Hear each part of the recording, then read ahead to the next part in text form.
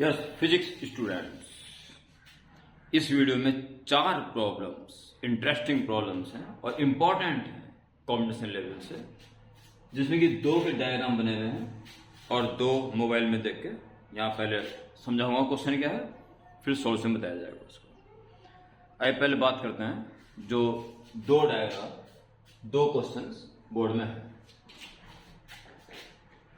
2 plane mirrors के बीच का angle find करना है जिससे 5 इमेज बने। इसके लिए कॉन्सेप्ट सही बच्चे ध्यान रखें। कॉन्सेप्ट क्या है इसका? Number of image 360 degree upon theta या 360 डिग्री अपॉन थीटा -1।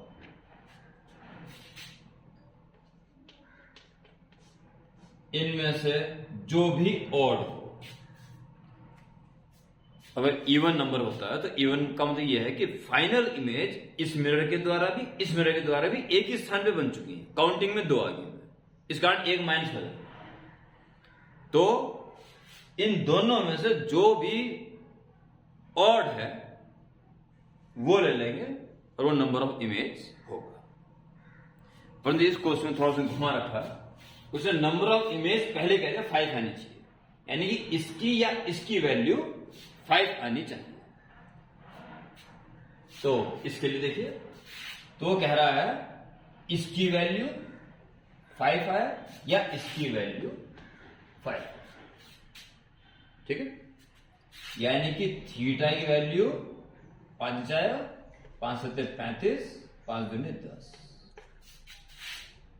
ये 6 हो जाएगा उधर आके, 5 + 1 6, फिर थीटा उधर जाएगा, 6 नीचे आ जाएगा, तो 6 से डिवाइड दोगे तो थीटा = 60। यानी कि थीटा कम से कम 60 अगर है तो 5 इमेज बनेंगी और 72 डिग्री होने तक में 5 ही रहेंगे। 60 से नीचे आने पर और 72 से ऊपर जाने पे में चेंज होगी। ओके, तो व्हाट शुड बी थीटा? तो theta should be greater than or equal to 60 degree but less than equal to 72 degree. Concept इसका यह है, number of image is equal to 360 degree upon theta or 360 degree upon theta -1, which one is odd. Clear? आइए question number 2 की तरफ चलते हैं। 1 metre के 2 mirrors हैं और 1 सेंटीमीटर अपार्ट रखे हुए हैं। एक एंड पे लाइट आई, बिल्कुल एक एंड पे 45 डिग्री एंगल बनाते हुए। तो 1 2 3 4 कितने reflection, total number of reflection हमें पता लगाना है, कितने रिफ्लेक्शन इसमें होंगे। बड़ा इंटरेस्टिंग है और थोड़ा सा ज्योमेट्रिकल है और सिंपल भी है। देखो प्यारे बच्चों, I = R का पालन करते हुए SI की पहली रे, जिसमें कि ये फिर 45 डिग्री अल्टरनेट एंगल के अकॉर्डिंग और फिर दोबारा 45 डिग्री और फिर इससे चलता है। ये पहला रिफ्लेक्शन है। ओके, यहां देखिए, अगर मैं इसको ऊपर उठा दूं तो 45 तो ये 45 है, ये 45 है, तो ऐसे बन गया। ये 2 साइड भी इक्वल होंगी और ये तो 1 सेंटीमीटर, तो ये भी 1 सेंटीमीटर, लिहाजा ये भी 1 सेंटीमीटर। इसका मतलब इस मिरर पर जहां रे इंसिडेंट हुई उसके 2 सेंटीमीटर बाद दोबारा रिफ्लेक्ट होगी और इस बीच एक रिफ्लेक्शन और हो जाएगा। ठीक है, तो आप ऐसा करें कि M1 पे कितने रिफ्लेक्शंस होंगे ये देख लो। देखिए, एक तो ये हो गया, ठीक है। अगर इसको इग्नोर ना करें, अभी छोड़ दो उसको, 2 सेंटीमीटर पे पहला, 4 सेंटीमीटर पे दूसरा, 6 सेंटीमीटर पे तीसरा, तो 100 सेंटीमीटर पे 50, 50, इसे छोड़ के पहला 2 सेंटीमीटर डिस्टेंस पर पहला, 4 सेंटीमीटर पे दूसरा, 6 सेंटीमीटर पे तीसरा अधारण, तो 100 सेंटीमीटर पे 50 हुआ। अभी इसको भी इंक्लूड कर लो तो 51 हुआ। 51 रिफ्लेक्शन तो इस पे होंगे।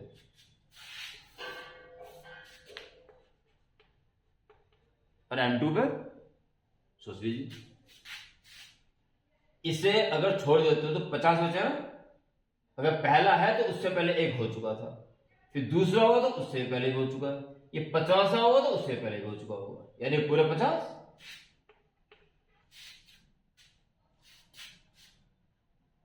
इससे होने के बाद ये हो रहा है, तो इस पे इसके होने के बाद ये होगा, यानी अगर पहला रिफ्लेक्शन है ये दूसरा है, यानी कि ये पहला, दूसरा ये, तीसरा ये, चौथा ये, तो पांचवा वो।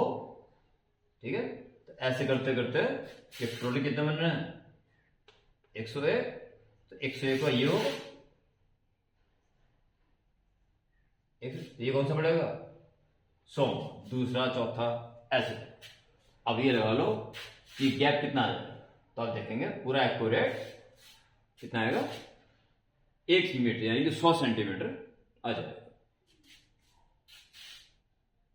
इसमें ये देखो बस कि इसको इग्नोर कर दो, तो इस पे आया इससे टकराने के बाद, यानी कि इसमें 1 तो इससे पहले 1 हो चुका होगा, इसमें 2 तो उससे पहले यहां आ गया होगा। तो इसे छोड़ के अगर 50 बार टकराई तो 50 बार यहां से गुजरने के बाद टकराई, 50 बार यहां भी टकराई, तो यहां केवल 50 ही, उसमें एक ये और इंक्लूड हो जाएगा, ऊपर ही क्या हो जाएंगे, नीचे 50। 101 बार रिफ्लेक्शन होगा टोटल। ओके, अब आप 2 क्वेश्चंस और हैं जिसका मैं पहले पूरा क्लीन समझा के, ताकि आप समझ जाएंगे हमें करना क्या है, ताकि आप इंटरेस्ट भी हो से देखने, सॉल्यूशन देखने। क्वेश्चन नंबर 3,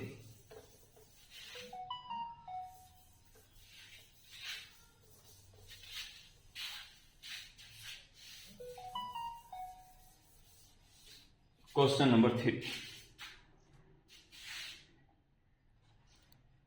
प्यारे बच्चों, क्वेश्चन नंबर 3 ये ऑनलाइन स्टूडेंट के द्वारा पूछे गए हैं चारों क्वेश्चन। एक प्रिज्म दिया हुआ है, मैं पहले प्रिज्म बना देता हूं, क्योंकि जब मैं बना दूंगा उसको देख के आप समझेंगे क्या है। थर्ड क्वेश्चन,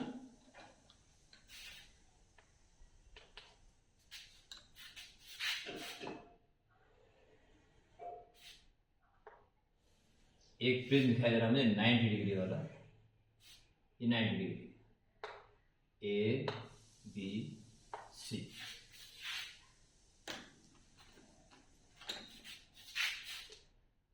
डेंसर मीडियम सो।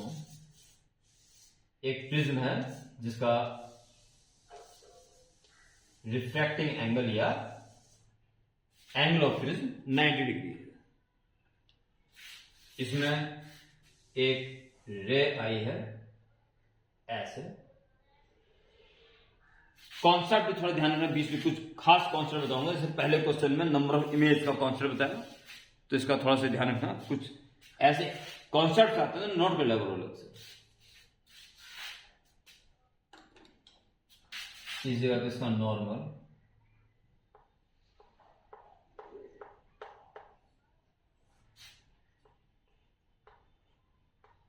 नॉर्मल है,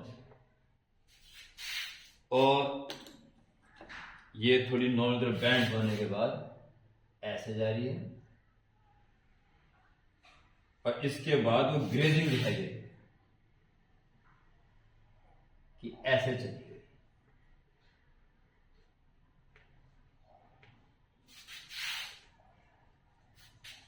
और ये एंगल 30 डिग्री शो किया हुआ है, 30 डिग्री, और यहां पर 9 डिग्री शो करने का ये बता दिया गया कि नॉर्मल है इसका।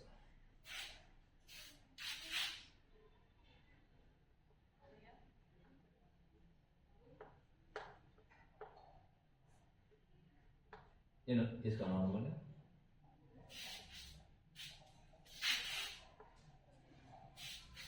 ये डायग्राम दिया हुआ है। अब मैं क्वेश्चन बोल रहा हूं तो आप इस डायग्राम को देख के समझें।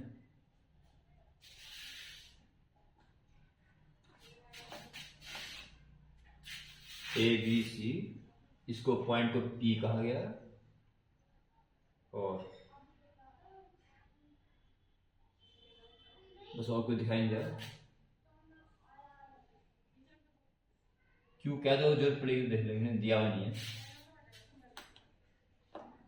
अब देखिए इसको सुन देखते हुए, a light ray enters through a right angled prism at P with angle of incidence 30 degree. It travels through the prism parallel to its base BC. Important concept इस जगह पर है.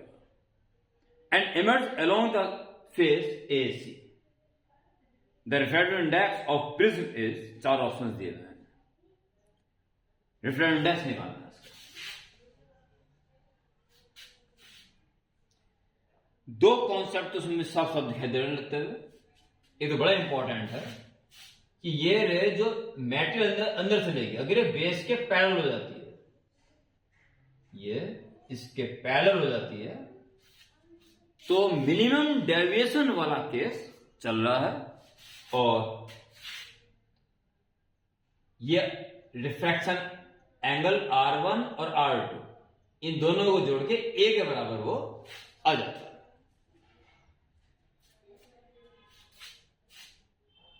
पहला केस तो ये आपको याद रखना है। मीडिएटर ray when travel parallel to base, minimum deviation is take place and R1 R2 is equal to A, which is 90 है। दूसरा केस क्रिटिकल एंगल, डेंसर से रेयर में जाती हुई रे जो नॉर्मल से वो एंगल बनाते हुए चले जिससे कि रिफ्रैक्शन एंगल 90 हो जाए और इंटरफेस के पैरेलल चल पड़े, तो वह एंगल कहलाता है क्रिटिकल एंगल। और इस क्रिटिकल एंगल का म्यू से सीधा रिलेशन है,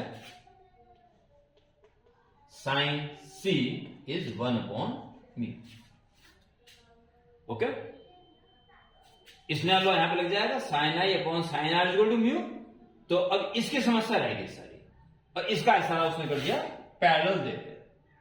अगर ये R है, ओके, तो R plus C is equal to angle A यानी कि 90 डिग्री। तो इससे आपका R भी निकल जाएगा, C का तो कैसे म्यू से है डायरेक्ट, बस हमारा काम हो गया। तो इसका एक ट्रायंगल बना दीजिए, ये बहुत सा तरीका होता है। फॉर एंगल C साइन होता परपेंडिकुलर अपॉन हाइपोटेन्यूस 1/μ। तो पाइथागोरस आ जाएगा ये अंडर रूट म्यू स्क्वायर -1। अब आप cos C tan C जिसकी जरूरत पड़ेगी इससे निकाल सकते हो, यानी C बड़े आराम से म्यू में कन्वर्ट हो गया बस इसके थ्रू। अब आप R प्लस C क्योंकि इसके पैरेलल है, तो इन दोनों को जोड़ के 90 के बराबर आ जाना चाहिए, इसलिए R की वैल्यू भी 90 माइनस C। अब आप P पे स्नेल लॉ लगा के इसका ग्रहण करें। At P Snell's law, sine I upon sine R is equal to mu. तो साइन I है 30 degree, sine R is equal to first second का वही है म्यू। साइन 30 इज 1/2 और अपॉन में sine R is 90 minus is equal to mu. 1/2 sine 90 minus C cos C is equal to mu 1/2 cos C, base upon hypotenuse, तो base है under root mu square -1 base, और hypotenuse upon ऊपर पहुंच जाएगा mu is equal to mu. Okay, इसके बाद बस mu में से सोल्व हो जाएगा। म्यू बन जाएगा म्यू, इसके उधर कर लो 2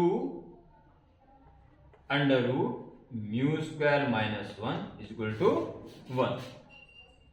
स्क्वायरिंग और म्यू निकाल दो बस एक तरफ। ठीक है, एक बार मैं स्क्रीन चेक कर लेता हूं। ये स्क्रीन तो बढ़िया है।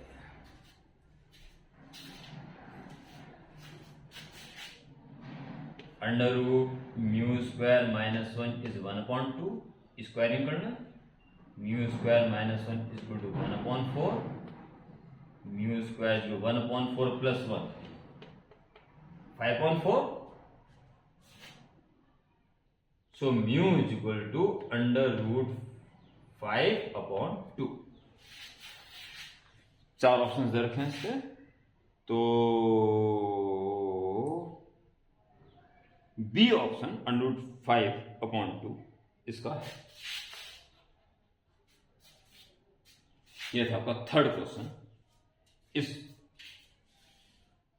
वीडियो लेक्चर का, और ये सेकंड लास्ट क्वेश्चन था। इसके बाद एक लास्ट क्वेश्चन और है, fourth question, the last question.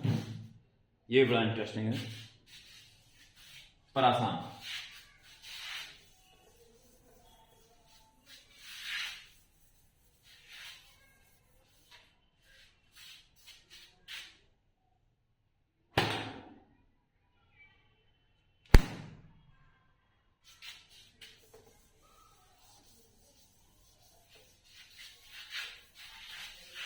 Last question ऐसा है, डायग्राम में दिया हुआ है, तो मैं बोल रहा हूं जैसे जरूरत पे डायग्राम तुरंत बना दूंगा। An air bubble in a glass slab with refractive index 1.5 near normal incidence 5 meter deep when viewed from one surface and 3 meter deep when viewed from opposite surface। अब बना सकते हो। अब स्लैब बनाएंगे। चौथा क्वेश्चन है,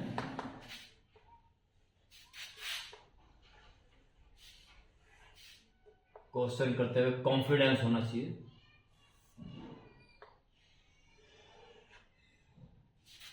और ऊपर से देखने में 5 सेंटीमीटर गहरा दिखा रहा है, नीचे से देखने में 3 सेंटीमीटर, यानी आधे से नीचे है। बबल कहीं यहां कहीं है, ये बबल है, और ये आपका गिलास है।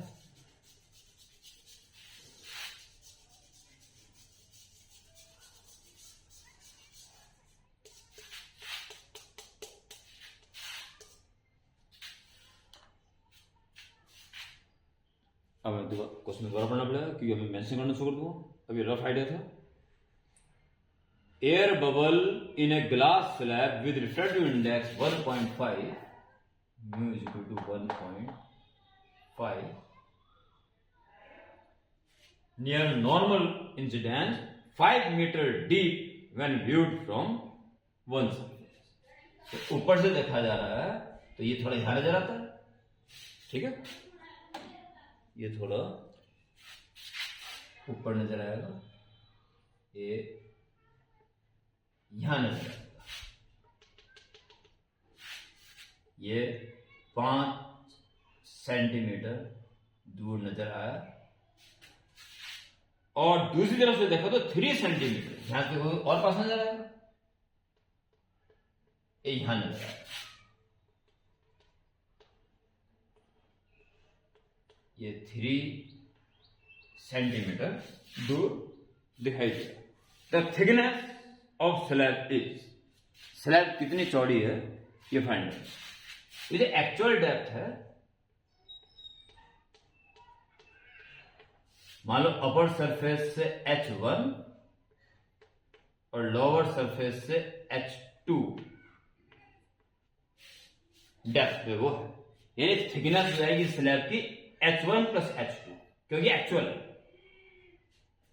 ओके, तो फर्स्ट केस लीजिए पहले, जब एक तरफ से देखता है,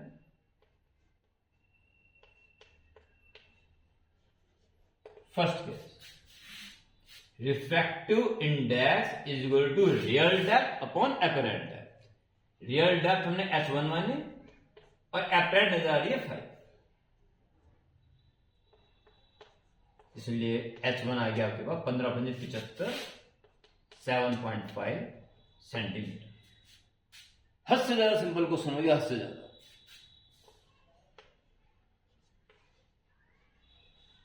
सेकंड केस 1.5 फ्रंट डेप्थ वही है ना, इसको यहां से देखना तो रियल डेप्थ तो है h2 और एपरेंट नजर आ रही है 3।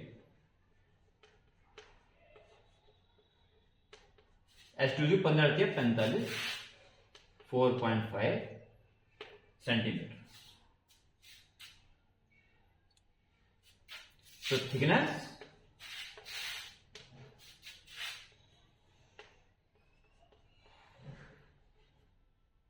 इज इक्वल टू, जोड़ दो 12 सेंटीमीटर। 12 सेंटीमीटर थिकनेस रहेगी उस ग्लास स्लैब की। Option C is correct. तो ये थे ऑप्टिक्स से संबंधित 4 ठीक ठाक इंटरेस्टिंग और इंपॉर्टेंट क्वेश्चंस। इन्हें अच्छी तरह समझ के इनका लाभ उठाएं और इस टाइप के अन्य क्वेश्चंस भी करें, और आने वाली दिक्कत मुझसे किसी भी तरह से पूछी जा सकती है। ओके।